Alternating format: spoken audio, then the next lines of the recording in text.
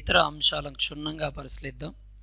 ఈరోజు మనకి జరిగిన కరెంట్ అఫైర్స్ సంబంధించిన అంశాలు చూస్తే ముందుగా మనకి 10th అర్హత 26,146 ఉద్యోగాలు అనేవి కేంద్ర బలగాలలో మనకి రిలీజ్ చేయడం జరిగింది. వీటిని మనం ఏమంటాం సార్ అంటే కానిస్టేబుల్ జీడీ పోస్టులు అనే పేరుతో పిలవడం జరుగుతుంది. మొత్తం కూడా మనకి 26,146 పోస్టులు అనేది రావడం జరిగింది. ఈ నెల 31వ తారీఖు వరకు మనకి ఈ నెల 31 అంటే డిసెంబర్ 31వ తారీఖు వరకు ఆన్లైన్ చేసుకోవడానికి ఇది ఉంటుంది.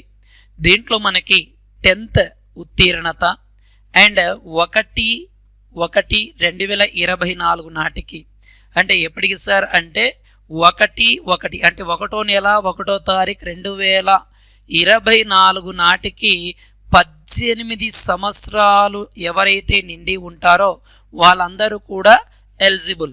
అయితే ఈ గరిష్టంగా వాళ్ళు 23 సంవత్సరాలు దాటకుండా ఉండాలి. అంటే 18 నుంచి 23 సంవత్సరాల మధ్య ఉన్న వాళ్ళు దీన్ని అప్లై చేసుకోవడానికి అర్హులుగా చెప్పడం జరుగుతుంది. ఇంకో అంశం ఏంటి సార్ అంటే దీంట్లో ఎస్సీ ఎస్టీ అని వాళ్ళు ఎవరైనా ఉంటే వాళ్ళకి యాజ్ పర్ రూల్ ప్రకారం వాళ్ళకి ఏజ్ రిలాక్షన్ కూడా ఉండడం జరుగుతుంది. దీంట్లో భాగంగా ఎగ్జామ్ ఎప్పుడు ఉంటుంది సార్ అంటే ఫిబ్రవరి మార్చి నెలల్లో ఉండడం జరుగుతుంది. అంటే ఇక డిసెంబర్ అయిపోయింది కదా, జనవరి ఫిబ్రవరి అంటే 2 నెలల లోపల మనకి ఎగ్జామ్ అనేది నిర్వహించే విధంగా ఇచ్చేశారు. అత్యధికంగా సిఐఎస్ఎఫ్లో 11,025 పోస్టులు, రెండవ స్థానంలో బిఎస్ఎఫ్ 6,174, సిఆర్పిఎఫ్లో 3,335, ఐటీబీటీపీలో 3,139 పోస్టులు, అస్సాం రైఫిల్లో 1,490, ఎస్ఎస్బిలో 635 అండ్ ఎస్ఎస్ఎఫ్లో మనకి 296 పోస్టులు ఉన్నట్లుగా మనకి రిలీజ్ చేయడం జరిగింది. కాబట్టి కొంచెం జాగ్రత్తగా ఈ యొక్క ఎవరైతే ప్రిపేర్ అవుతున్నారో వాళ్ళు అప్లై చేసుకోండి. ఓకే, కాబట్టి మనకి ఈ నెల 31 వరకు ఉంది. ఓకే, ఈ 1వ తారీఖు 1వ నెల 2024కి ఎవరైతే 18 సంవత్సరాలు నిండి ఉంటారో అంటే 18 సంవత్సరాలు స్టార్ట్ అయి ఉంటారో వాళ్ళు అక్కడ నుంచి 23 సంవత్సరాలు ఏదైనా మనకి ఏజ్ రిలాక్షన్ ఉంటే యాజ్ పర్ ఆ యొక్క నోటిఫికేషన్లో పొందుపరచడం జరుగుతుంది. ఓకే, నెక్స్ట్ కరెంట్ అఫైర్ విషయానికి వెళ్ళిపోతే ఓకేనన్న మనకి ఉత్తమ క్రీడాకారుడుగా ఒలింపిక్స్ ఒక క్రీడాకారిణికి ఒక అవార్డు రావడం జరిగింది. కాబట్టి ఒకసారి దానికి సంబంధించిన ఇదనేది చూద్దాం. ఒక వేడుక అనేది జరగడం జరిగింది. దాన్ని ఏమంటాం సార్ అంటే అథ్లెటిక్ ఎక్సలెన్స్. ఓకే, ఏమంటారు సార్ అంటే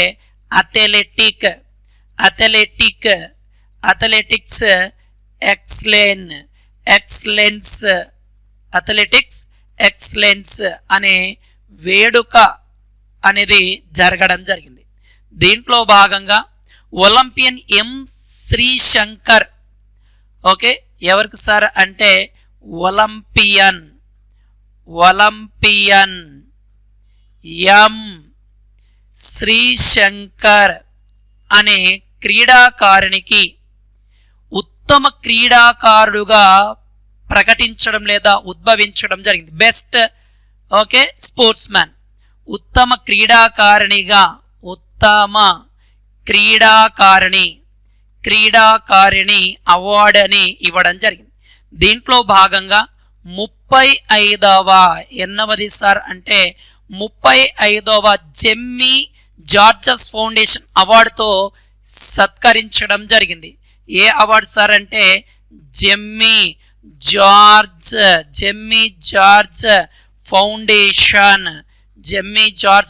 ఫౌండేషన్ అవార్డుతో అందించడం జరిగింది. ఓకే, మనకి ఒక వేడుక జరిగింది. అథ్లెటిక్స్ ఎక్సలెన్స్ అనే వేడుక జరిగింది. ఈ వేడుకలో భాగంగా ఒలింపియన్ ఎం శ్రీశంకర్ అనే ఆమెను ఉత్తమ క్రీడాకారిగా ఎన్నిక చేయడం జరిగింది. ఈమె ఏ రాష్ట్రం చెందిన ఆమె సార్ అంటే కేరళ రాష్ట్రానికి చెందిన ఆమె. ఈమెకి 35వ జార్జ్ ఫౌండేషన్ అవార్డు అనేది రావడం జరుగుతుంది మనకి ఇది నన్ను. కాబట్టి ఈ అవార్డులో భాగంగా మనకి ఈ అవార్డుని జార్జ్ ఫౌండేషన్ వాళ్ళు స్థాపించడం జరిగినది.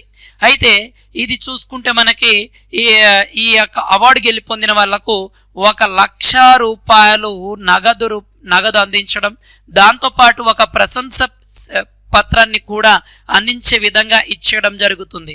ఎవరైతే క్రీడా రంగానికి విశేష కృషిలు చేసి ఉంటారో, ఎవరైతే క్రీడా రంగానికి విశేష కృషి చేసి ఉంటారో వాళ్ళకి ఈ అవార్డుని ఇవ్వడం జరుగుతుందిగా మనం చెప్పడం జరుగుతుంది.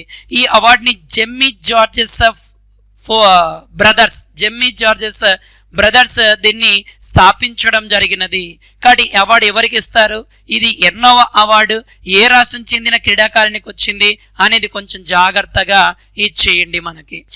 ఓకే, నెక్స్ట్ అవార్డు విషయానికి, నెక్స్ట్ కరెంట్ అఫైర్కి వెళ్ళిపోతే మనకి ఓకే డిసెంబర్ 5వ తారీఖున ఓకే ఐఎన్ఎస్ సంధాయక్ అనే ఒక నేవీ షిప్ ని ప్రారంభించడం జరిగింది. ఎప్పుడు సార్ అంటే డిసెంబర్ 5వ తారీఖున ఓకే డిసెంబర్ 5, 2023వ తారీఖున INS Sandhayak okay INS Sandhayak అనే ఒక నేవీ షిప్ ని ప్రారంభించడం జరిగినది మనకి. ఓకేనన్న, కాబట్టి మనకి దీనిని భారతదేశంలో నిర్మించిన అతి పెద్ద సర్వే నౌక, ఇది అతి పెద్ద సర్వే నౌకగా చెప్పడం జరుగుతుంది. అతి పెద్ద సర్వే నౌక ఏంటి సార్ అంటే సంధాయక్ అనే దీంతో చెప్పడం జరుగుతుంది. దాదాపుగా 110 మీటర్ల పొడవు కూడా ఈ యొక్క షిప్ అనేది ఉండడం జరుగుతుంది మనకి. అయితే మనకి ఈ యొక్క మొత్తం కూడా ఈ ఐఎన్ఎస్ సంధాయక్ సంబంధించి వీటిని తయారు చేయడానికి 2021లో ఒక ఒప్పందం అనేది జరగడం జరిగింది. 2021లో ఒక ఒప్పందం అనేది జరగడం జరిగింది. దాంట్లో భాగంగా మనకి ఈ యొక్క ఐఎన్ఎస్ సంధాయక్ అనేది చేయడం జరిగింది. మొత్తం కూడా దీంట్లో 4 నౌకలను తయారు చేయాలి. దానిలో ఐఎన్ఎస్ సంధాయక్ అనేది ఎన్నవది సార్ అంటే మొదటి నౌకగా చెప్పవచ్చుగా మనం చెప్పడం జరుగుతుంది మనకి. అయితే ఈ యొక్క ఐఎన్ఎస్ సంధాయక్ అనేది గతంలో 1981లో నౌకాదళంలో ప్రారంభించబడిన ఒకే సర్వే నౌక 1981లో దీనిని ఐఎన్ఎస్ సంధాయక్ ని ప్రారంభించారు. అయితే ప్రారంభించిన తర్వాత ఇది 2021లో ఇది ఏమైంది సార్ అంటే ఐఎన్ఎస్ సంధాయక్ అనేది రిటైర్మెంట్ తీసుకోవడం జరిగింది. దాని స్థానంలో ఐఎన్ఎస్ సంధాయక్ అనేది కొత్తగా చేరడం జరిగినది. కాబట్టి మొత్తం మళ్ళీ చెప్తాను చూడండి ఒకసారి. మనకు డిసెంబర్ 5, 2023న ఐఎన్ఎస్ సంధాయక్ అనే ఒక నౌకను ప్రారంభించారు. ఇది భారతదేశంలోనే అతిపెద్ద సర్వేయర్ నౌక అనే పేరుతో ఇచ్చడం జరుగుతుంది. ఇది 110 మీటర్ల పొడవు ఉంటుంది. ఇది మొత్తం కూడా 4 నౌకలు తయారు చేయాలి. దాంట్లో మొదటి నౌక ఇది. ఈ 2021లో ఒప్పందం అనేది జరగడం జరిగింది. దానిలో భాగంగా మనకి దానిలో భాగంగా 4 నౌకల్లో దీన్ని మొదటగా తయారు చేశారు. అయితే ఐఎన్ఎస్ సంధాయక్ అనేది గతంలో 1981లో ప్రారంభించబడింది. అయితే దాని స్థానంలో 2021లో పదవి విరమణ చేసిన తర్వాత, అంటే ఐఎన్ఎస్ సంధాయక్ అనేది గతంలో ఉండేది, అది పదవి విరమణ చేయబడిన తర్వాత దాని స్థానంలో అదే పేరుతో ఐఎన్ఎస్ సంధాయక్ అనే దాన్ని కొత్తగా చేర్చడం జరిగింది, అంటే పునఃప్రారంభించడం జరిగినది. గతంలో ఇదే పేరుతో నౌక ఉండేది, అది రిటైర్మెంట్ అయిన తర్వాత దీంట్లో చేశారు మనకి దాని పేరు. కాబట్టి ఇది మనకి సైన్స్ అండ్ టెక్నాలజీ విభాగంలో మనకి క్వశ్చన్ రావడానికి ఆస్కారం ఉంది. కొంచెం జాగ్రత్తగా చూడండి మనకి. ఓకేనా, దీన్ని గార్డెన్స్ రీచ్ షిప్ బిల్డర్ వాళ్ళు దీన్ని తయారు చేయడం జరిగినది. ఓకే, నెక్స్ట్ చూసుకుంటే మనకి ఓకేనా, అడవుల పెంపకంలో బీహార్ ప్రభుత్వం చేపట్టిన ముఖ్యమైన పథకం జల్ జీవన్ హరియాలి అభియాన్ అనే ఒక పథకాన్ని చేపడుతుంది. అంటే అడవుల పెంపకం కోసం బీహార్ గవర్నమెంట్ అడవుల పెంపకం కోసం చేపడుతున్న పథకం చాలా చాలా ఇంపార్టెంట్ అయినది. అడవుల పెంపకం కోసం చేపడుతున్న ఒక పథకం పేరు ఏంటి సార్ అంటే జల్ జల్ జీవన్ జల్ జీవన్ హరియాలి అనే ఒక పథకాన్ని చేపట్టడం జరిగింది. ఓకే, జల్ జీవన్ హరియాలి అభియాన్ అనే పేరుతో పూర్తిగా పిలుస్తారు, అభియాన్. అయితే ఈ అభియాన్ అనే దానికి సంబంధించి మనకి COP28 అనే సదస్సు అనేది యుఏఈలో జరుగుతుంది. ఎక్కడ సార్ అంటే దుబాయ్, యుఏఈలోని దుబాయ్లో జరుగుతుంది. ఆ జరుగుతున్న దానిలో ఈ బీహార్ చేపట్టిన అడవుల పెంపకం పథకాన్ని ఏం చేశారు సార్ అంటే ప్రోత్సహించడం, అంటే ఒక స్ఫూర్తిగా తీసుకోవడం జరిగినది. కాబట్టి డైరెక్ట్ క్వశ్చన్ ఏమడుగుతాడు సార్ అంటే ఇటీవల COP28 సదస్సులో భాగంగా భారతదేశంలో అడవుల పెంపకం కోసం చేయబడుతున్న పథకం ప్రశంసించబడింది. అది ఆ పథకం పేరు ఏమిటి, అది ఏ రాష్ట్రం చెందిన పథకం, ఇలాంటి క్వశ్చన్ పడవచ్చు. కాబట్టి జల్ జీవన్ హరియాలి అభియాన్ అనే పథకం, దీనిని COP28 యుఏఈ దుబాయ్లో జరుగుతున్న ఈ యొక్క క్లైమేట్ చేంజ్ ఓకే దాంట్లో భాగంగా ప్రశంసించడం కూడా జరగడం జరిగినది మనకి. ఓకేనా, ఈ యొక్క బీహార్ రాష్ట్రంలో ఈ వాతావరణ మార్పులను ఎదుర్కోవడానికి బీహార్ అటవీ నిర్మూలన చర్యలు చేపట్టే విధంగా దీన్ని రూపొందించారు మనకి. అయితే భారతదేశంలో ఒకటి బాగా గుర్తుపెట్టుకున్నా, భారతదేశంలో గ్రీన్ బడ్జెట్ ఓకే భారతదేశంలో గ్రీన్ బడ్జెట్ ప్రవేశపెడుతున్న రాష్ట్రాలలో బీహార్ ఒకటిగా చెప్పవచ్చు. ఓకే, కొంచెం జాగ్రత్తగా ఇచ్చేయండి నన్ను. గ్రీన్ బడ్జెట్ ని ప్రవేశపెడుతున్న రాష్ట్రాలలో ఒక రాష్ట్రం బీహార్. దీనికి సంబంధించి ఈ పథకాన్ని మనకి ఎక్కడ సార్ అంటే ఈ యొక్క COP28లో ప్రస్తావించబడడం జరిగినది.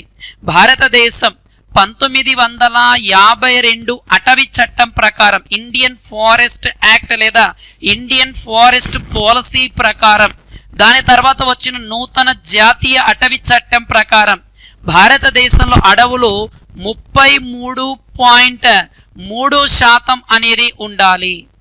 కానీ ప్రజెంట్ భారతదేశంలో 21.72% భారతదేశంలో అడవులు అనేవి ఉన్నాయి.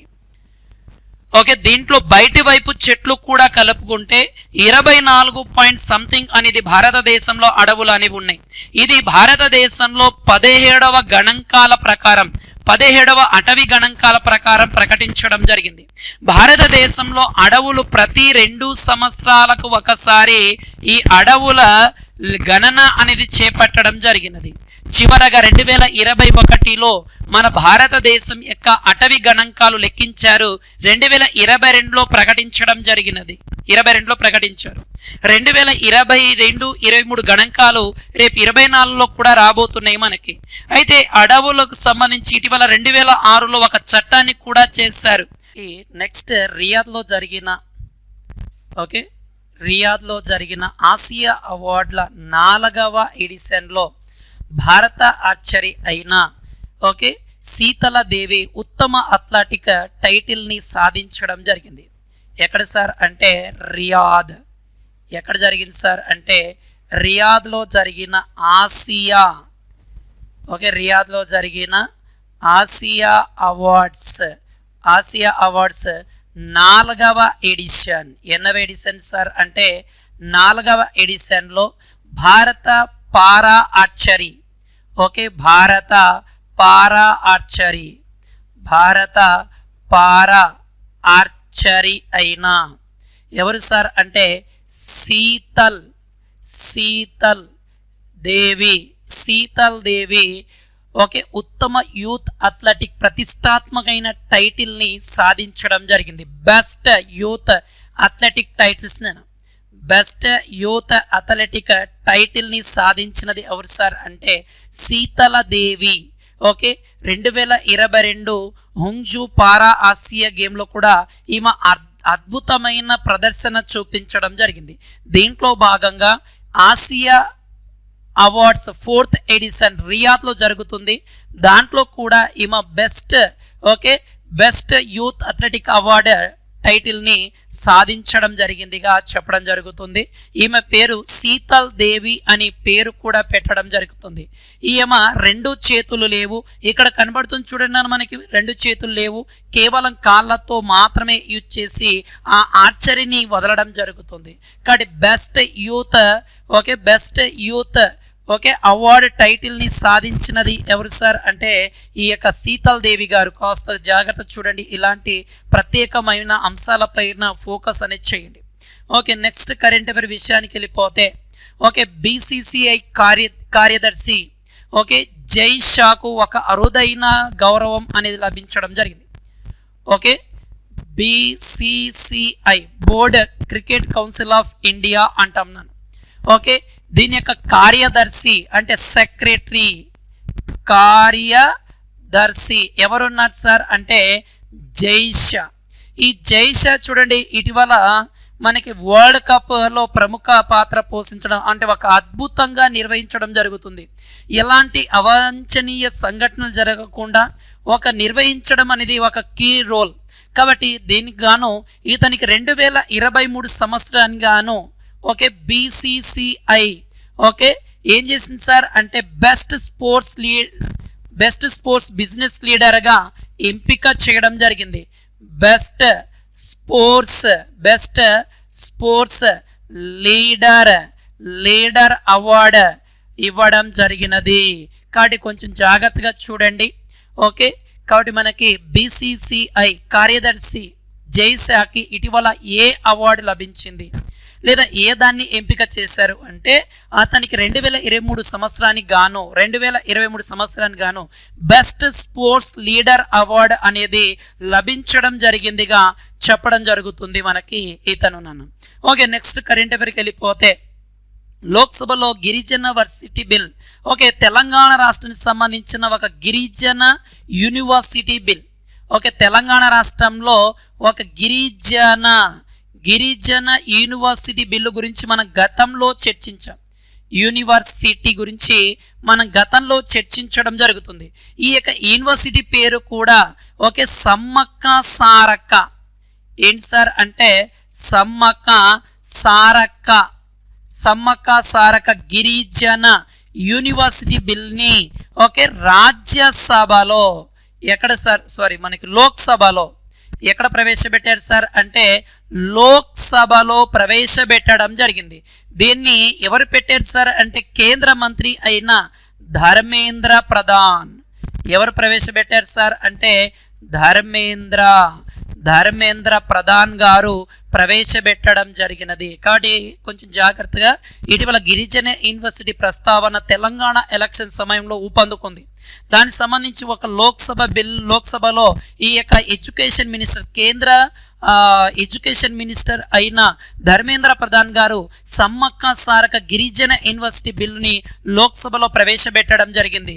అంటే ఎందుకు సార్ అంటే ఈ యొక్క బిల్లు ఈ గిరిజన యూనివర్సిటీ గిరిజన సంస్కృతి, గిరిజన కళలు, గిరిజన యొక్క జీవన విధానాన్ని ప్రపంచవ్యాప్తంగా తెలియజేయాలి, దానిపైన పరిశోధన చేయాలి అనే ఉద్దేశంతో ఈ గిరిజన యూనివర్సిటీని ఏర్పాటు చేయడం జరిగింది. అయితే దీనిలో భాగంగా మొత్తం 889.07 కోట్లతో దీన్ని ఈ యొక్క బిల్లులో పేర్కొన్న యూనివర్సిటీ నిర్మాణానికి అని కూడా ప్రకటించడం జరిగింది. కానీ ఇలాంటి యూనివర్సిటీకి సంబంధించి కొంచెం జాగ్రత్త చూడండి. ఇటీవల ఆంధ్రప్రదేశ్లో కూడా ఈ యొక్క అల్లూరి సీతారామరాజు జిల్లాలో కూడా గిరిజన యూనివర్సిటీకి సంబంధించి శంకుస్థాపన కూడా జరిగిందని మనం చెప్పుకున్నాం. ఇలాంటి అంశాలు ఏవైనా ఉన్నప్పుడు కొంచెం జాగ్రత్తగా రాసుకుంటే ఖచ్చితంగా ఒక మార్క్ అనేది వస్తుంది. నెక్స్ట్ అంశానికి వెళ్ళిపోతే సిటీ మన దేశంలో సేఫ్. దేశంలో అత్యంత సురక్షితమైన నగరాలలో కోల్కతా మరోసారి నిల్చోవడం జరిగింది. అంటే భారతదేశంలో సురక్షితమైన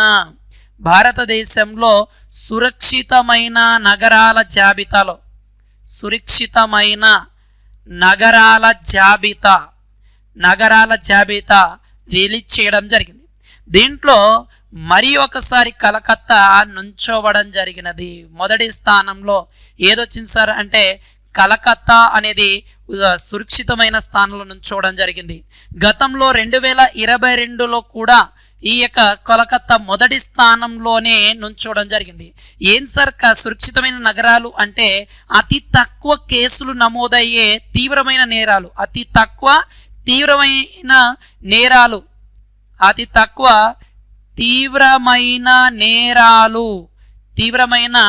నేరాలు నమోదయ్యే నగరాలలో కోల్కత్తా మళ్ళీ మొదటి స్థానంలోనే ఉండడం జరుగుతుందిగా చెప్పడం జరుగుతుంది.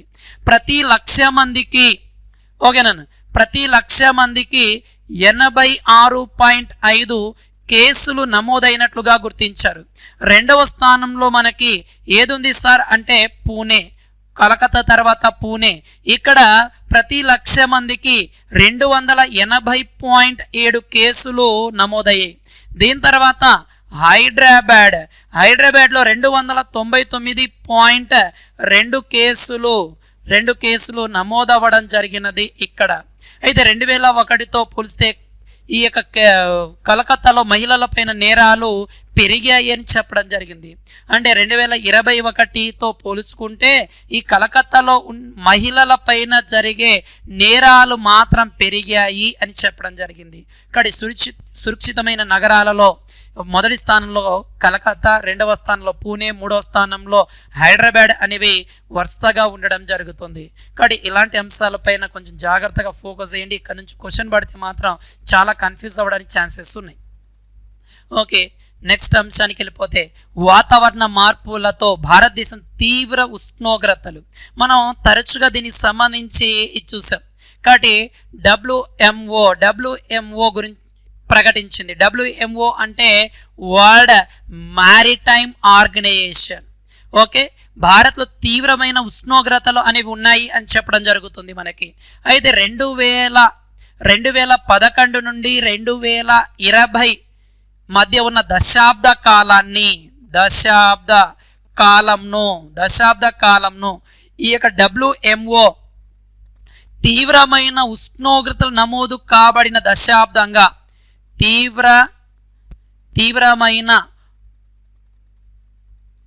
తీవ్రమైన ఉష్ణోగ్రతలు నమోదైన దశాబ్దంగా ప్రకటించడం జరిగినది. అయితే మనకి ఈ దశాబ్దంలో 2023లో అత్యధిక ఉష్ణోగ్రతలు నమోదైనట్లుగా కూడా ప్రకటించడం జరిగినది. డబ్ల్యూఎంఓ ఏమని ప్రకటించారు అంటే భారతదేశంలో అత్యంత తీవ్రమైన ఉష్ణోగ్రతలు నమోదవుతున్నాయి.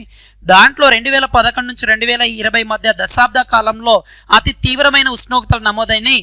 ఈ దశాబ్దంలో అంటే 2021 నుంచి 2030 మధ్య దశాబ్దంలో అత్యధిక ఉష్ణోగ్రతలు 2023లో అత్యధిక ఉష్ణోగ్రతలు నమోదయ్యాయి అని చెప్పడం జరుగుతుంది మనకి ఈ దినాన. అయితే ఎక్కువగా వర్షాలు కూడా కురిశాయి, అధిక వర్షాలు కూడా కురిశాయని చెప్పడం జరిగింది. దీంట్లో భాగంగా భారతదేశంలోని వాయు ప్రాంతం and China and Pakistan and దక్షిణ సౌత్ అరేబియన్ ప్రాంతంలో అత్యధికంగా వర్షాలు కూడా కురిశాయని చెప్పాం. ఇటీవల చూడండి, పాకిస్తాన్లో వరదలు వచ్చి చాలా మంది కొట్టుకుపోయారని, చైనాలో అత్యధికంగా వర్షాలు రావడం వల్ల అక్కడ కూడా అస్తవ్యస్తం అయిపోయిందని, అరేబియన్ ప్రాంతాల్లో కూడా ఇలాగే రావడం జరిగిందని మనం గతంలో కూడా చూసాం. కాబట్టి ఇలాంటి అంశాలు కొంచెం జాగ్రత్త చూడండి. ఆల్రెడీ ఆంధ్రప్రదేశ్ అండ్ తమిళనాడు ప్రాంతంలో మిచాంగ్ అనే ఒక తుఫాన్ ఎఫెక్ట్ భారీగా ఉండడం జరుగుతుంది. ఇటీవల ఒక నెల వ్యవధిలోనే 2 రకాల తుఫాన్లు ఆంధ్రప్రదేశ్ పైన అటాక్ చూపడం జరిగింది. ఈ తుఫాన్లకు 2023లో వచ్చిన తుఫాన్లన్నీ కూడా ఒక లిస్ట్ రాసుకోండి. దాని తర్వాత మనకి గతంలో ఏవైనా మేజర్ తుఫాన్లు ఉంటే ఆ తుఫాన్లను కూడా ఇచ్చేయండి. గతంలో మన ఆంధ్రప్రదేశ్, ఒడిశా పైన సూపర్ సైక్లోన్స్ అనేవి కూడా తాకాయి, వాటిని కూడా ఇచ్చేయండి. ఎందుకంటే మన గ్రూప్ 2లో 30 మార్కులు ఉంది. ఈ 30 మార్కులు జాగ్రఫీలో డిజాస్టర్ మేనేజ్మెంట్ని కూడా ఇవ్వడం జరిగింది. కాబట్టి దానిపైన కూడా మనం ఫోకస్ చేయాలి.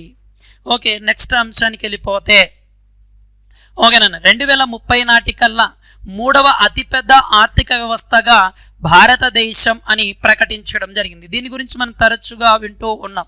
ఓకే, ఒకసారి దీనికి సంబంధించి డేటా చూద్దాం నాన్న. ఏంటి సార్ అంటే 2030 నాటికి ప్రపంచంలో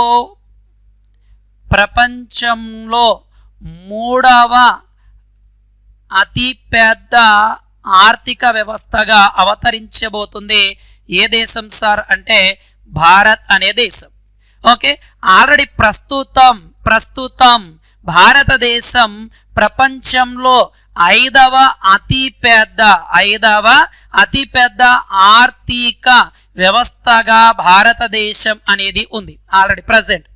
అయితే మనకి ప్రజెంట్ ఐదవ అతిపెద్ద ఆర్థిక వ్యవస్థ భారతదేశం ఉంది. 2030 నాటికి ప్రపంచంలో మూడవ అతిపెద్ద ఆర్థిక వ్యవస్థగా ఉండబోతుంది అని మనకి ప్రకటించిన సంస్థ ఎవరు సార్ అంటే S&P గ్లోబల్ రేటింగ్ సంస్థ ప్రకటించడం జరిగింది. అయితే ప్రజెంట్ భారతదేశం ఐదవ అతిపెద్ద ఆర్థిక వ్యవస్థ అన్నాం. అయితే ప్రపంచంలో అతిపెద్ద ఆర్థిక వ్యవస్థ ఏది సార్ అంటే USA, China and Germany, Japan ఐదవ అతిపెద్ద ఆర్థిక వ్యవస్థగా భారతదేశం అనేది ఉంది. ఐదవ అతిపెద్ద ఆర్థిక వ్యవస్థగా ఏముంది సార్ అంటే భారతదేశం అనేది ఉంది. అయితే భారతదేశం ఉంది. అయితే ఐదవ స్థానంలో గతంలో ఉన్న దేశం ఏది సార్ అంటే ఐదవ స్థానంలో గతంలో ఉన్న దేశం ఏది సార్ అంటే మనకి బ్రిటన్ అనే దేశం ఉండేది.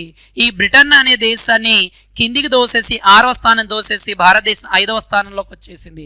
ఇటీవల చూడండి SBI ఎకానమిస్ట్ అండ్ RBI ఏమని ప్రకటించింది 2027 నాటికే ప్రపంచంలో మూడవ అతిపెద్ద ఆర్థిక వ్యవస్థగా భారతదేశం అవతరించబోతుందని కూడా ప్రకటించారు. చూడండి ఇక్కడ బాగా గమనించండి. ఇక్కడ మనకి 2030 నాటికి ప్రపంచంలో మూడవ అతిపెద్ద ఆర్థిక వ్యవస్థ ఎవరు చెప్పారు?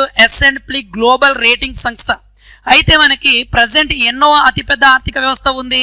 ఐదవ అతిపెద్ద ఆర్థిక వ్యవస్థగా భారతదేశం ఉంది. అయితే భారతదేశం కంటే ముందడి స్థానంలో ఉన్నవి USA, చైనా, జర్మనీ, జపాన్. ఐదవ స్థానంలో భారతదేశం అనేది మనకి ఉండడం జరుగుతుందిగా చెప్తున్నాం. అయితే గతంలో ఐదవ స్థానంలో ఏ దేశం ఉండేది సార్ అంటే బ్రిటన్. ఈ బ్రిటన్ అనే దేశాన్ని 6వ స్థానం నెట్టివేసి భారతదేశం 5వ స్థానానికి వచ్చింది. ఇటీవల మనం చూసాం SBI ఆర్థికవేత్తలు కావచ్చు, RBI ఆర్థికవేత్తలు కావచ్చు, వీళ్ళు 2027 నాటికే భారతదేశం ప్రపంచంలోనే మూడవ అతిపెద్ద ఆర్థిక వ్యవస్థగా ఉండబోతుందని చెప్పాం. దీనికి సంబంధించి మనము ఇటీవల జీడిపి భారతదేశం యొక్క జీడిపి ఎంత ఉండబోతుంది అని కూడా మనం చూసుకున్నాం. చూడండి ఒక్కొక్క ఆర్గనైజేషన్ ఒక్కొక్క డేటాని ఇవ్వడం జరిగింది. ఇవన్నీ కూడా నీటి రాసుకున్నారనుకో ఎలాంటి క్వశ్చన్ వచ్చినా మనము ఆన్సర్ అనేది చేయవచ్చు. ఎందుకంటే ఆల్రెడీ గ్రూప్ 2 నోటిఫికేషన్ సంబంధించి కదలికలు ప్రారంభమైనాయి. ఈ రోజా రేపా అన్నట్టు ఉన్నాయి. చాలా మంది ఏంటంటే నోటిఫికేషన్ వచ్చిన తర్వాత ప్రిపేర్ అవుదాంలే.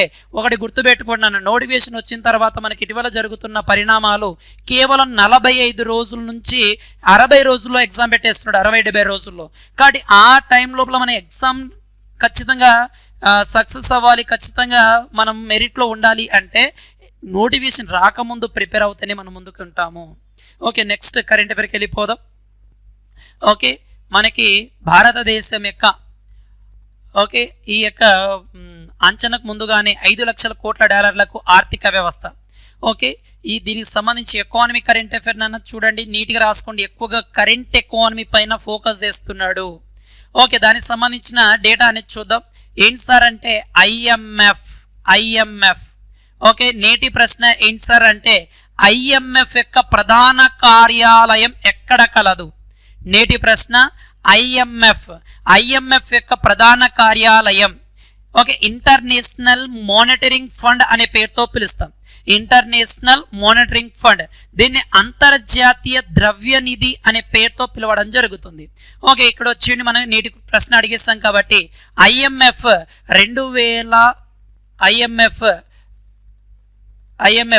2027-28 కంటే ముందే మన ఆర్థిక వ్యవస్థ మీన్స్ భారతదేశం యొక్క ఆర్థిక వ్యవస్థ, భారతదేశం యొక్క ఆర్థిక వ్యవస్థను ముందుగానే అంచనా వేయడం జరిగింది.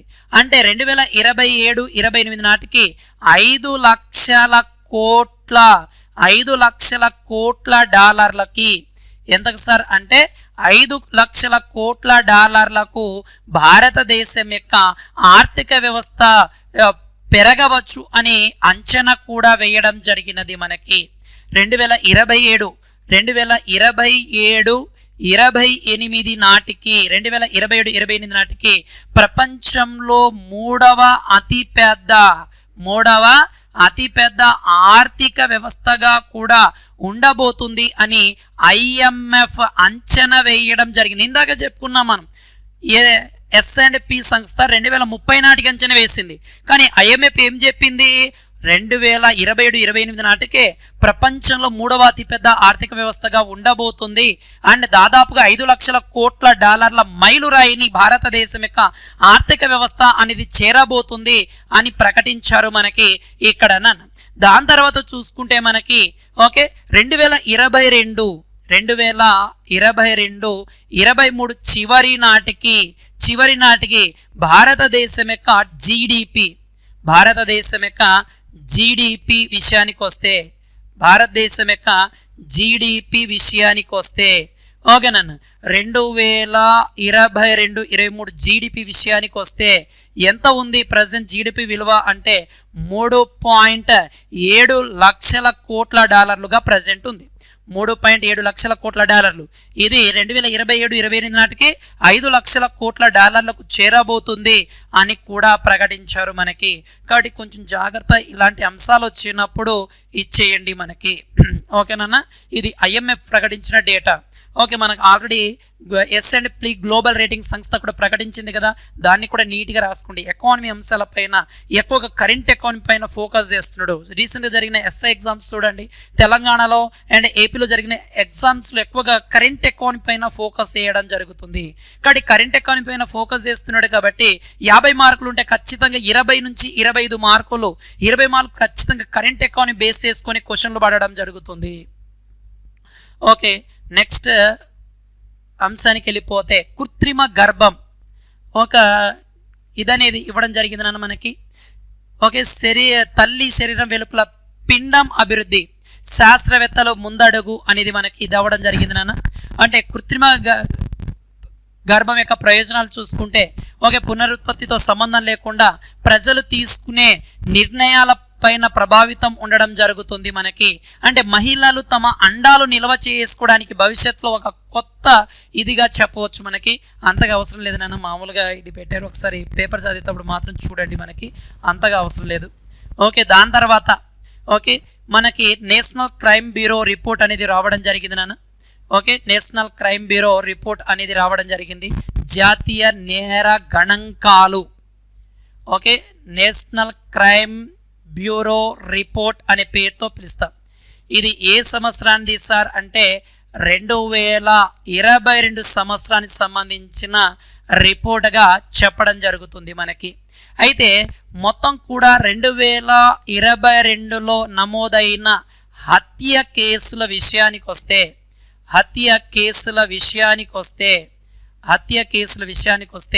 మొత్తం 28,552 కేసులు నమోదవ్వడం జరిగింది. అంటే సగటున ఒక రోజుకి వన్ డేకి 78 హత్యలు అనేవి జరిగాయి అని చెప్పడం జరుగుతుంది. అదే 2021లో హత్యలు ఎంత సార్ అంటే 29,272 కేసులు.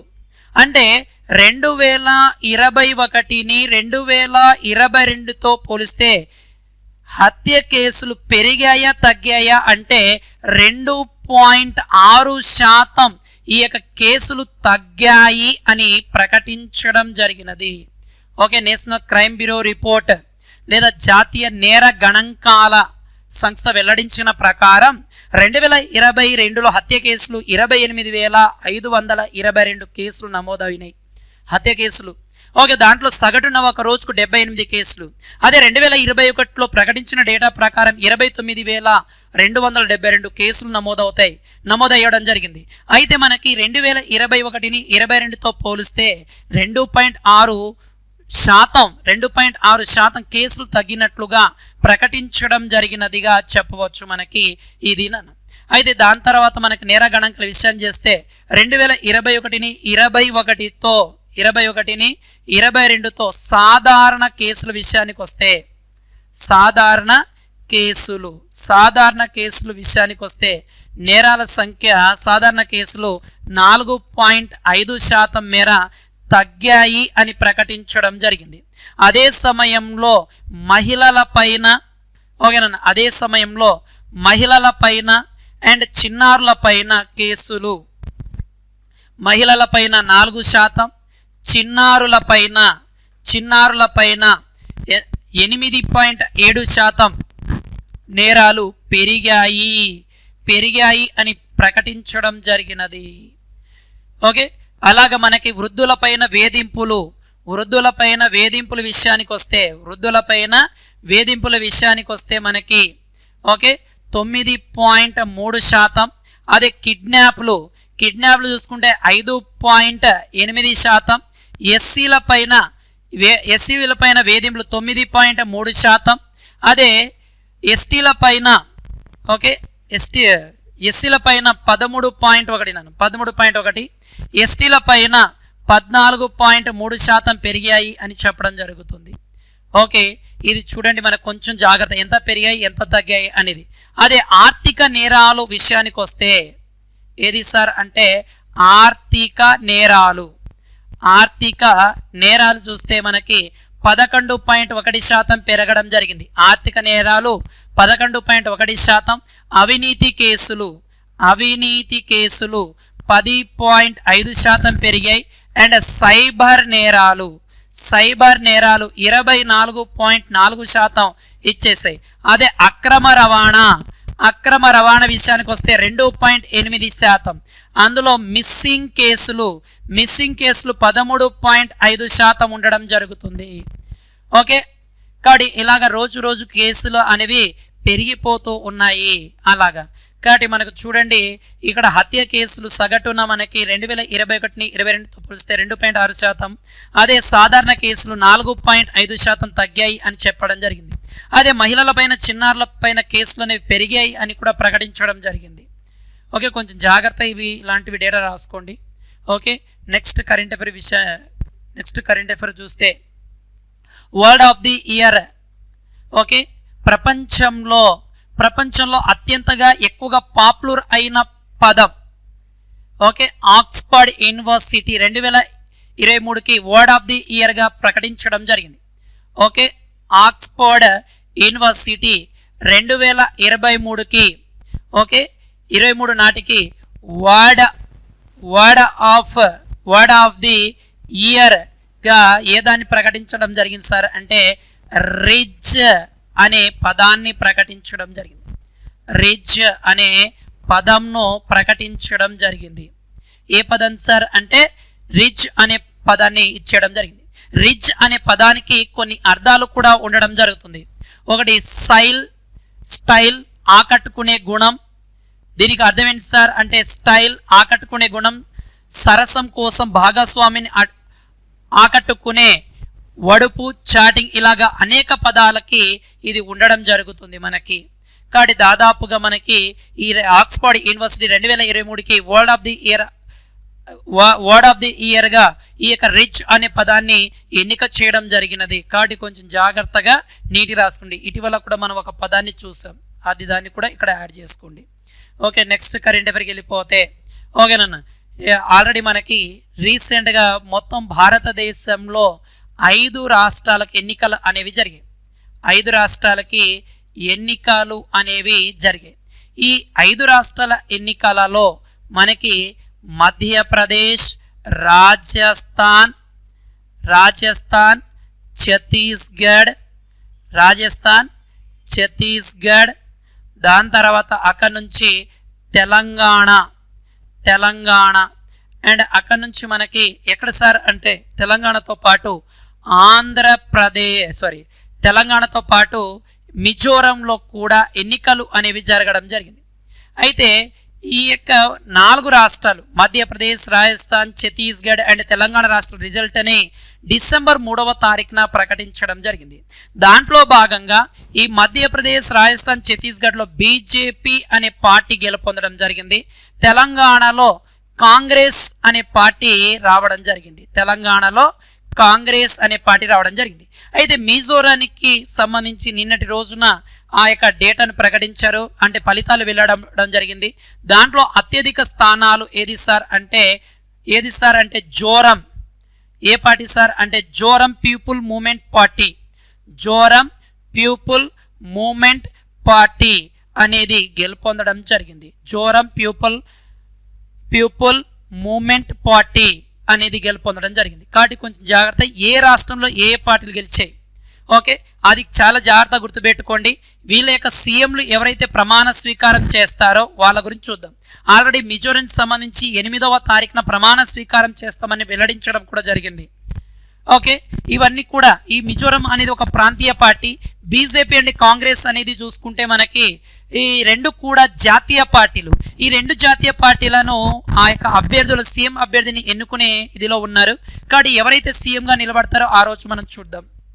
ఓకే, నెక్స్ట్ కరెంట్ అఫైర్ విషయానికి వెళ్ళిపోతే, ఓకే, రాజ్యసభలో తపాలా బిల్లు మనకు అవసరం లేదని అనేది. దాని తర్వాత ఏఐ డైరెక్టర్గా శుక్లా శ్రీనివాస్ ఎన్నిక. ఓకే, తెలంగాణ రాష్ట్రంలో advertising agency association of India డైరెక్టర్లుగా శుక్లా అడ్వైజరింగ్ ఎండి అండ్ సిఓగా శ్రీనివాస్ ఎన్నిక కావడం జరిగింది. ఓకే, తెలంగాణ అభ్యర్థులు కొంచెం జాగ్రత్తగా రాసుకోండి. ఓకే, ఏది సార్ అంటే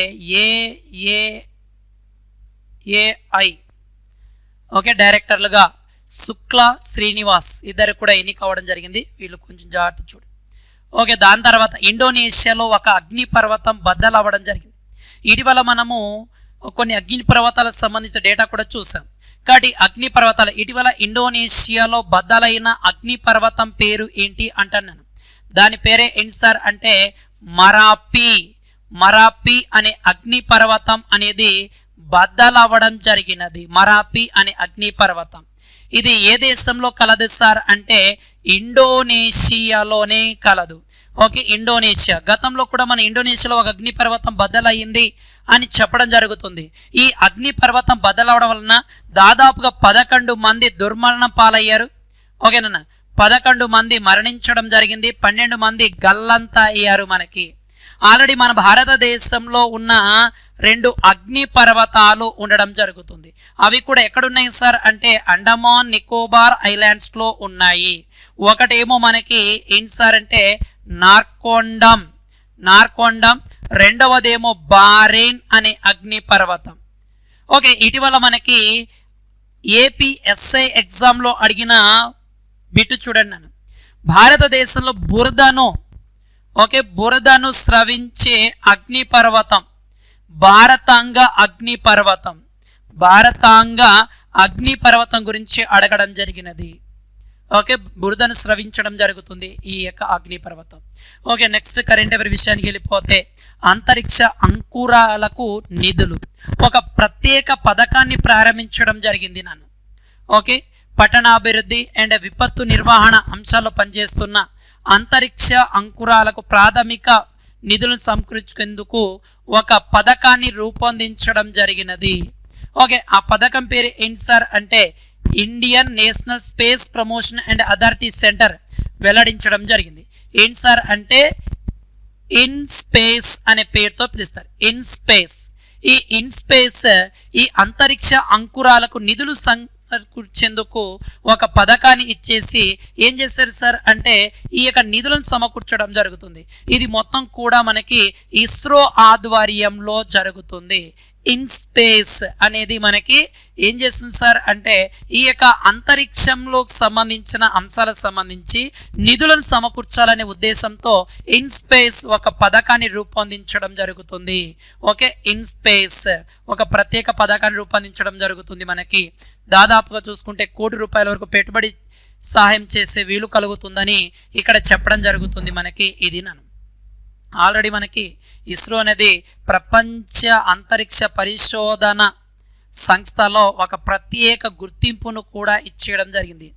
ఆల్రెడీ ఇటీవల చూడండి మనకి చంద్రయాన్ 3 ప్రయోగించడం, ఇతర దేశాల యొక్క నవ శాటిలైట్ను ప్రయోగించడం కూడా జరుగుతుందని చెప్పాం మనం. ఓకే, నిన్ననే మనం ఏసార్ అంటే దక్షిణ కొరియా గూఢచారి ఉపగ్రహం కూడా ఏది మనకి స్పేస్ ఎక్స్ ప్రయోగించిందని కూడా చెప్పుకున్నాం మనం.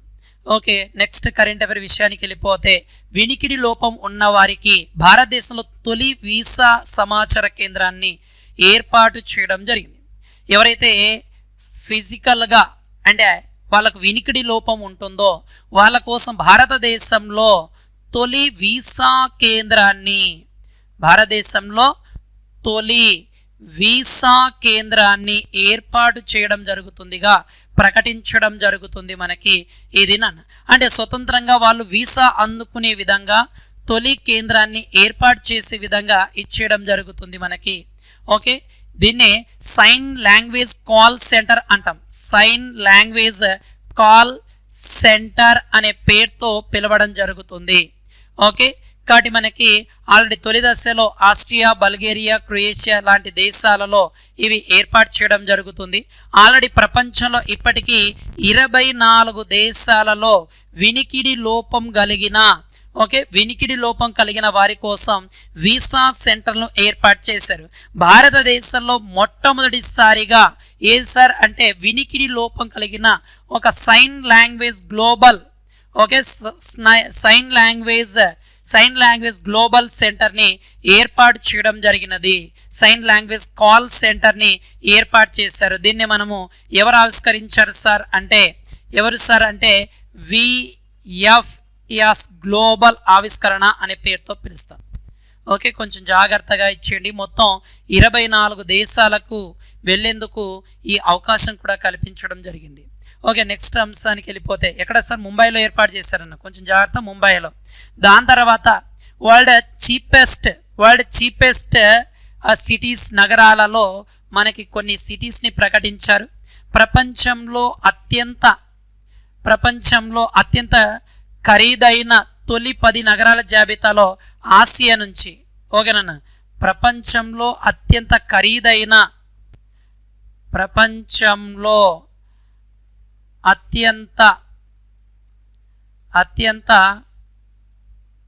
ఖరీదైన నగరాలలో ఆసియా ఖండం నుంచి ఓకేనా ఆసియా నుంచి ఏవే ఉన్నాయి సార్ అంటే సింగపూర్ అండ్ హాంకాంగ్ అనేవి ఉన్నాయి. అయితే ఐరోపా నుంచి ఏది సార్ అంటే జూరిచ్ జెనీవా ప్యారిస్ కోపెన్ హెగెన్ అనేవి ఉన్నాయి. అదే యుఎస్ఏ నుంచి New York Los Angel and San Francisco. Okay, ఏది సార్ అంటే శాన్ ఫ్రాన్సిస్కో అనేవి ఉండడం జరుగుతుంది. మనకి ఈ సర్వేను ఇజ్రాయెల్ హ్యూమాస్ యుద్ధానికి ముందు నిర్వహించినట్లుగా తెలపడం జరిగింది మనకి. కాబట్టి మనకి 2017 అండ్ 21 ధరలతో పోల్చినప్పుడు ఈ యొక్క స్థాయి అనేది ఎక్కువగా పెరిగాయి అని చెప్పడం జరుగుతుంది. అయితే వరల్డ్ చీపెస్ట్ సిటీలలో భారతదేశం నుంచి ప్రపంచంలో అత్యంత చౌక నగరాలలో భారతదేశం నుంచి ఏది సార్ అంటే అహ్మదాబాద్ అండ్ చెన్నై పట్టణాలు ఉన్నాయి. కొంచెం జాగ్రత్త చూడండి అన్న. అత్యంత ఖరీదైన నగరాల్లో ఆసియా ఖండంలో ఐరోపా యుఎస్ఏలో చూసాం. ఇప్పుడు అత్యంత చౌకైన నగరాల్లో ప్రపంచంలో మన భారతదేశం నుంచి ఏవైనా ఉన్నాయా సార్ అంటే అహ్మదాబాద్ అండ్ చెన్నై అనేవి ఉన్నాయి అని చెప్పడం జరుగుతుంది. ఓకే, దాని తర్వాత చూసుకుంటే దేశంలో గవర్నర్ యొక్క ఏడీసీగా తొలి మహిళగా నియమితులు అవ్వడం జరిగింది. అంటే గవర్నర్కి ఒక సెక్యూరిటీగా ఉండే ఇది నన్ను దేశంలోనే మొదటిసారిగా గవర్నర్ యొక్క ఏడీసీ ఎయిర్ ది క్యాంప్ ఆఫీసర్గా తొలిసారిగా ఎవరిని సార్ అంటే మహిళను నియమించడం జరిగింది. ఆ మహిళ పేరు ఏంటి సార్ అంటే మనకి మనీషా పాడి. ఎవరు సార్ అంటే మనీషా పాడి అనే ఆమె ఎన్నికవడం జరిగింది. అయితే ఈమె ఏ గవర్నర్కి నియమించారు?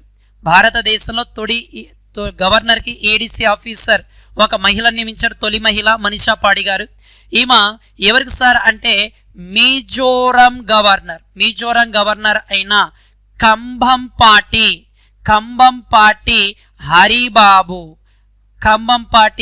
హరిబాబుకి ఏం చేశారు సార్ అంటే ఈ యొక్క మొదటి ఏడీసీ మహిళను నియమించడం జరిగింది. కాబట్టి భారతదేశంలోనే తొలి మహిళ కాబట్టి కొంచెం జాగ్రత్త చూడండి. ఇటీవల సుప్రీంకోర్టు మహిళ ఫాతిమా బీబీ గారు మరణించారు. అలాగే ఇటీవల మనకి అమెరికా దేశంలో ఈ యొక్క సుప్రీంకోర్టు మొదటి మహిళ కూడా మరణించడం చెప్పాం. ఇటీవల మహిళలకు సంబంధించిన కొన్ని బిల్లులను కూడా ఆమోదించారు. ఇవన్నీ కూడా కొంచెం జాగ్రత్తగా రాసుకోండి మనకి. దాని తర్వాత నెక్స్ట్ అంశానికి వెళ్ళిపోతే ప్రపంచ జూనియర్ బాక్సింగ్ ఛాంపియన్ నుంచి భారతదేశం నుంచి ఒక 3 వ్యక్తులు ఎన్నికయ్యారు. కొంచెం రాసుకున్నాను. ఎవరు సార్ అంటే బాక్సర్లు హార్దిక్ 80 కేజీల విభాగంలో, అమిషా 54 కేజీల విభాగంలో అండ్ ప్రాచి 80+ కేజీల విభాగంలో నెగ్గారు. కాబట్టి కొంచెం ప్రపంచ జూనియర్ బాక్సింగ్ ఛాంపియన్షిప్లో భాగంగా 80 కేజీల విభాగంలో హార్దిక్, అమిషా 54 కేజీల విభాగంలో అండ్ ప్రాచి 80 కేజీల విభాగంలో గెలుపొందడం జరుగుతుంది. కాబట్టి మనకి ఆర్మేనియాలో జరుగుతున్న ప్రపంచ జూనియర్ బాక్సింగ్ ఛాంపియన్లో ఈ 3 కూడా గెలుపొందడం జరిగింది. ఒకసారి చదివి వదిలేన్నాను. దాని తర్వాత ఇస్రోకు చెందిన ఒక శాస్త్రవేత్త, చాలా ఇంపార్టెంట్ అయినది నాన్న, సైన్స్ అండ్ టెక్నాలజీ సంబంధించిన అంశం. ఎవరు సార్ అంటే విఆర్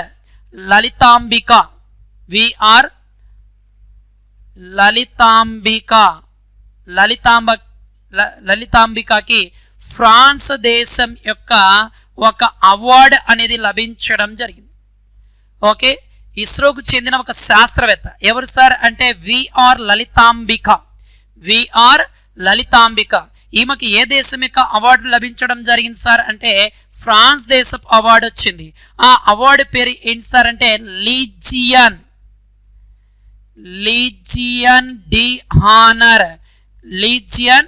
డి హానర్ అనే అవార్డుగా చెప్పడం జరుగుతుంది మనకి ఈ దినాన్ని. దీనిని భారత్లో ఫ్రాన్స్ అంబాసిడర్ అయిన థియర్ మాథ్యూస్, భారతదేశంలో ఉన్న ఫ్రాన్స్ బ్రాండ్ అంబాసిడర్ అయిన థియరీ మాథ్యూస్ ప్రకటించడం జరిగింది.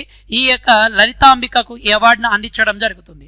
అయితే లీజియన్ హానర్ అవార్డు గతంలో దీన్ని ఎప్పుడు ప్రారంభించారు సార్ అంటే 1802లో ఈ ఫ్రాన్స్ చక్రవర్తి అయిన నెపోలియన్ బోనోపార్టీ ఈ అవార్డుని స్థాపించారు.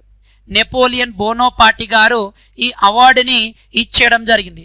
అంటే ఫ్రాన్స్కు అత్యున్నత సేవలు అందించిన పౌరులకు ఇచ్చే అవార్డు ఇది. లీజియన్ డి హానర్ అనేది ఫ్రాన్స్ దేశం ఏదైతే ఉందో ఆ దేశానికి ఎవరైతే సేవలు చేస్తారో అత్యున్నతమైన సేవలు ఆ పౌరులకు ఇచ్చే అవార్డుగా చెప్పడం జరుగుతుంది.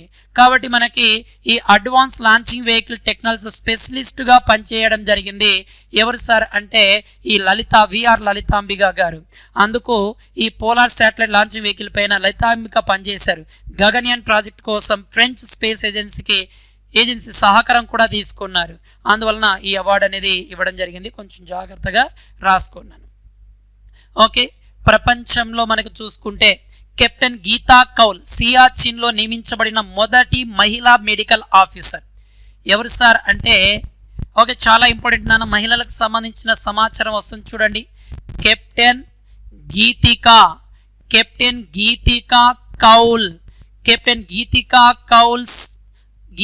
కౌల్ని సియాచిన్ ప్రపంచంలోనే అత్యంత ఎత్తైన యుద్ధ క్షేత్రం. అక్కడ సియాచిన్లో మొదటి మహిళా మెడికల్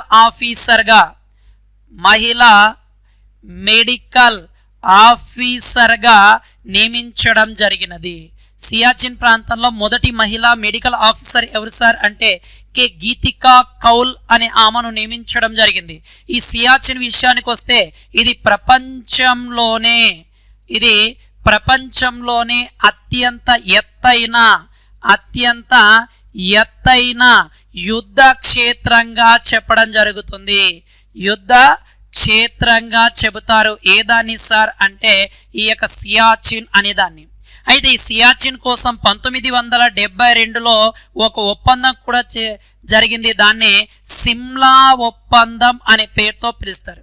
అయితే అక్కడ ఏం జరిగింది సార్ అంటే 1980లో ఈ యొక్క 1972లో సిమ్లా ఒప్పందం ప్రకారం ఈ భారతదేశంలో ఉన్న ఈ అత్యంత ఎత్తైన యుద్ధ క్షేత్రమైన సియాచిన్ పైన ఈ పాకిస్తాన్ కానీ అండ్ భారతదేశం కానీ వెళ్లకుండా నిషేధించారు. అయితే 1980లో ఈ పాకిస్తాన్ అక్కడికి ఈ పర్యాటకులతో పాటు అక్కడ సైనిక దళాలను కూడా మోహరించడం జరిగింది. అందుకు కారణంగాను 1984లో భారతదేశం ఆపరేషన్ మేఘదూత్ ద్వారా ఈ సియాచిన్ ని పూర్తిగా భారతదేశ ఆధీనంలో తీసుకొచ్చారు. ఇక్కడ మొట్టమొదటి మహిళా మెడికల్ ఆఫీసర్గా గీతికా కౌల్ గారు నియమించడం జరిగినది.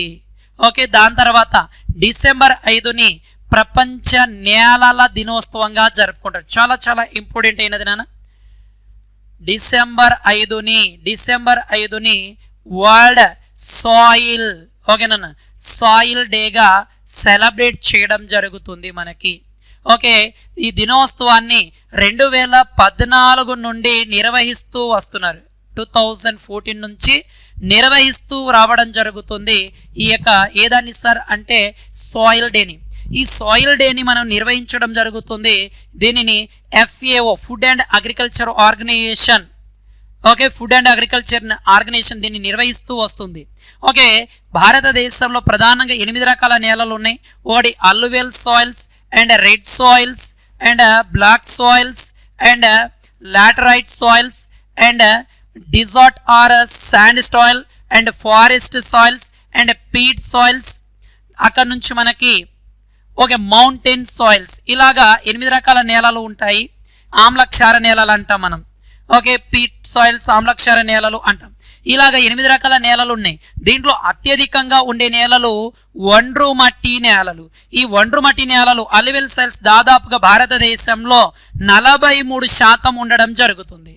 ఓకే, దాని తర్వాత రెడ్ సాయిల్స్, దాని తర్వాత బ్లాక్ సాయిల్స్ అనేవి భారతదేశంలో వరుసగా స్థానాన్ని ఆక్రమించడం జరుగుతుంది. ఓకే, దాని తర్వాత నెక్స్ట్ కరెంట్ అఫైర్ చూస్తే మనకి లాస్ట్ వన్ కరెంట్ అఫైర్ నాన్న. ఓకే, సైబర్ నేరాలలో నేషనల్ క్రైమ్ రిపోర్ట్ బ్యూరో ప్రకారం లేదా నేషనల్ క్రైమ్ రిపోర్ట్ బ్యూరో ప్రకారం ఓకే, మొదటి స్థానంలో సైబర్ నేరాలలో మొదటి స్థానంలో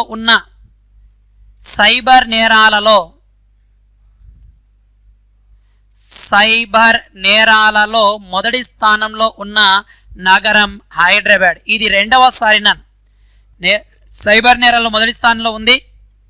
ఇదే 2021లో 10,300 కేసులు 10,303 కేసులు నమోదవగా, అదే 2022లో ఆ సంఖ్య 50% పెరిగింది. అంటే 15,297కు చేరడం జరిగింది. అదే 2020లో నేరాల సంఖ్య 5,024గా ఉంది. అయితే మహిళల పైన అండ్ కిడ్నాపులు అండ్ SC/STల పైన దురాచారాలు, ఆర్థిక నేరాలు రోజు రోజుకు పెరిగిపోతున్నాయని ప్రకటించారు. సైబర్ నేరాలలో 2021లో మొదటి స్థానంలో ఉంది. ఏది సార్ అంటే హైదరాబాద్. మళ్ళీ 2022 డేటాను 2023లో ప్రకటించారు. మళ్ళీ రెండవసారి కూడా మొదటి స్థానంలో ఏది సార్ అంటే హైదరాబాద్ అనేది మొదటి స్థానంలో నుంచోవడం జరిగింది. ఇది ఈరోజు జరిగిన జాతీయ, అంతర్జాతీయ, ప్రాంతీయ కరెంట్ అఫైర్. ఏవైనా మిగిలిపోయిన అంశాలు ఉంటే రేపటి కరెంట్ అఫైర్లో చూద్దాం. ఓకే, లైక్ చేయడం, కామెంట్ చేయడం, షేర్ చేయడం మాత్రం మర్చిపోద్దు. ఆర్ఎస్ అకాడమీ కర్నూల్, మీ స్వామి సార్. జై హింద్.